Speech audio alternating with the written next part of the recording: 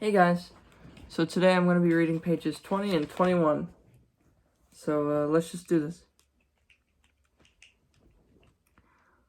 And it came to pass in the day of Amraphel, king of Shinar, Ariak, king of Elasar, Chedorlaomer, king of Elam, and Tidal, king of nations, that they made war with Bera, king of Sodom, Bersha, king of Gomorrah, Shinab, king of Admah, Meber, king of Zeboim, and the king of Bela, that is Zoar. All these joined together in the valley of Siddim, that is, the salt sea. 12 years they served Chedorlaomer, and in the 13th year they rebelled. In the 14th year, Chedorlaomer and the kings that were with him came and attacked the Rephaim in Ashtoroth, Karnaim, the Zuzim in Ham, the Emim in Shaveh, Kiriathaim, and the Horites in the mountain of Seir, as far as El Paran, which is by the wilderness. And then they turned back and came in Mishpat, that is Kadesh, and attacked all the country of the Amalekites, and also the Amorites who dwelt in Hazazon Tamar.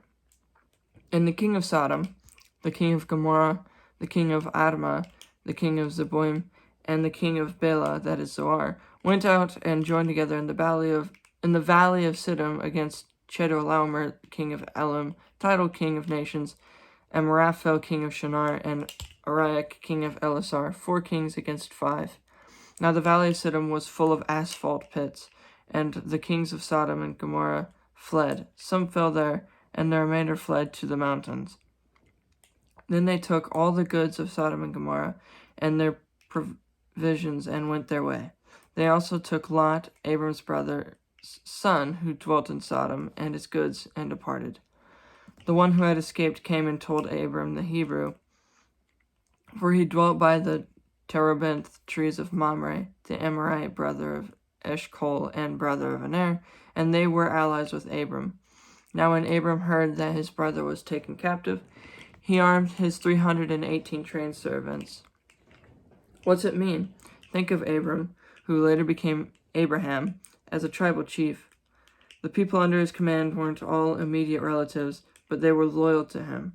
Some of the men in Abram's tribe were trained warriors, Genesis 14:14, who were born in his own house, and went in pursuit as far as Dan. He divided his forces against them by night, and he and his servants attacked them and pursued them as far as Hobah, which is north of Damascus. So he brought back all the goods and brought back his brother Lot and his goods, as well as the women and the people. And the king of Sodom went out to meet him at the valley of Shaveh, that is, the king's valley, after his return from the defeat of Chedorlaomer and the kings who were with him. What's it mean? Melchizedek, whose name means king of righteousness, is mentioned only 2 other times in the Bible, once in Psalms and once in Hebrews.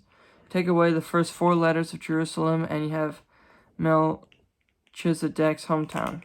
Salem is another name for Jerusalem. Genesis 14:18. Abram and Melchizedek. Then Melchizedek, king of Salem, brought out bread and wine. He was the priest of God Most High, and he blessed him and said, Blessed be Abram of God Most High, possessor of heaven and earth, and blessed be God Most High, who has delivered your enemies into your hand. And he gave him a tithe of all. Now the king of Sodom said to Abram, Give me the persons and take the goods for yourself. But Abram said to the king of Sodom, I have raised my hand to the Lord God, Most High, the possessor of heaven and earth, that I will take nothing from a thread to a sandal strap, and that I will take anything that is yours, lest you should say, I have made Abram rich,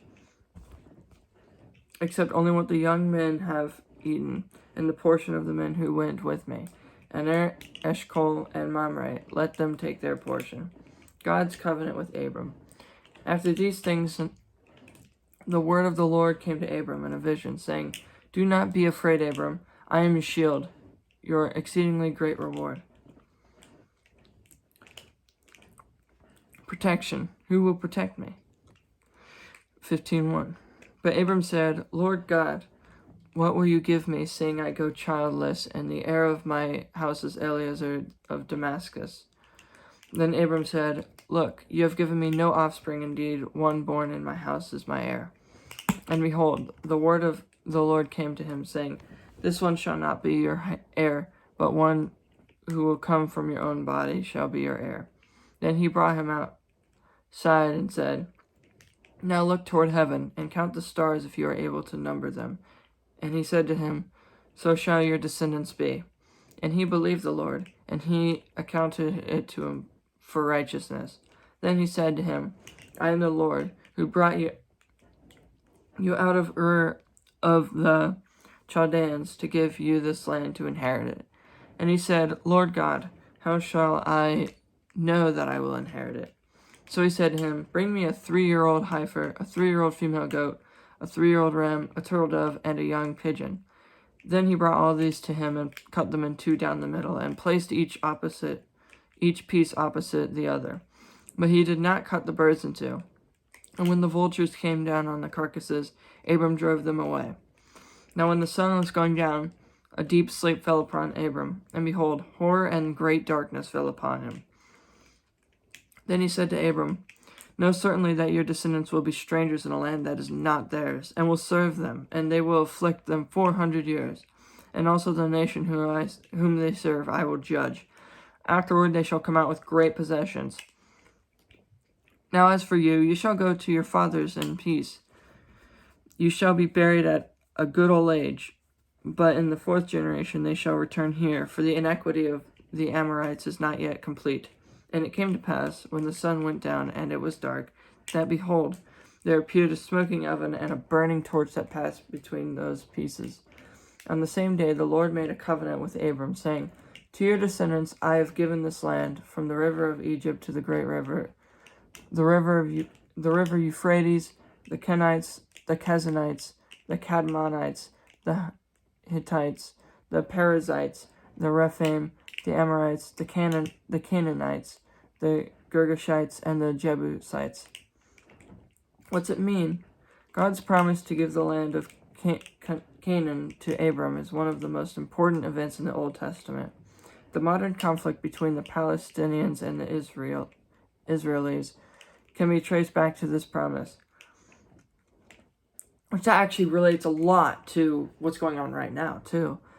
As for the mysterious smoking oven and burning torch, we can only assume that they were symbols of the unusual meeting between God and Abram. Genesis 15:7. Hagar and Ishmael. Now Sarah, Abram's wife, had borne him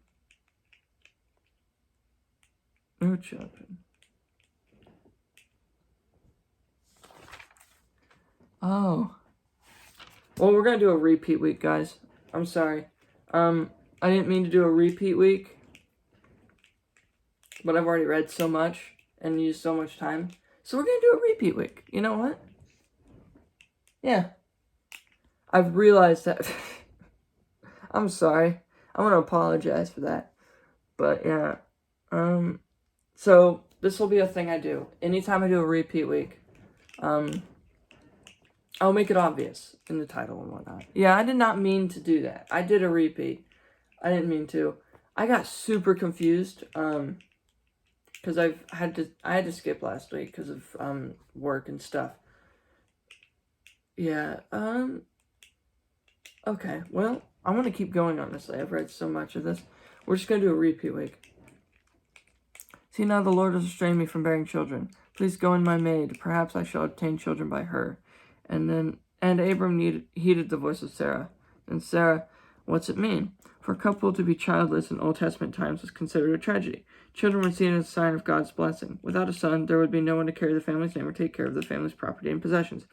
Sarah's servant could not have refused the sleeping arrangement. Female servants were expected to bear their master's children if the master's wife could not. Genesis 16:2.